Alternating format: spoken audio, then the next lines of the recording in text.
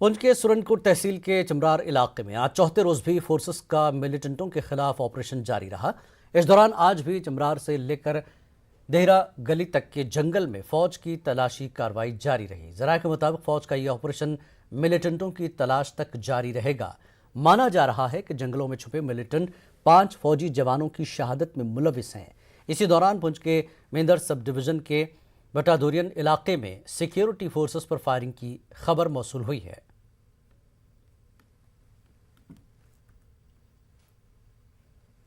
BSF Kupwara ने गुज़श्ता रोज SOG के साथ मुश्तरका कार्रवाई में ऋषिगुंड करापुरा में मिलिटेंटों की एक कमीनगाह को तबाह किया। बीएसएफ सेक्टर कुपवाड़ा को एक मुसद्दक़ा इत्तला मिली थी कि जंगलाती इलाके में मिलिटेंटों ने एक कमीनगाह में भारी मकदार में असलहा बारूद जमा किया और वो कोई बड़ी कार्रवाई अंजाम देने का इरादा रखते हैं। फोर्सेस की मुश्तरका कार्रवाई में उनका मंसूबा नाकाम बनाया गया। फोर्सेस ने AK-47 rifle, 3 wireless set, 8 detonators, 3 चीनी ग्रेनेड समेत दीगर असलहा बारूद बरामद किया। डीआईजी बीएसएफ कुपवाड़ा ने कहा कि इस कार्रवाई से मिलिटेंटों का मंसूबा नाकाम हो गया।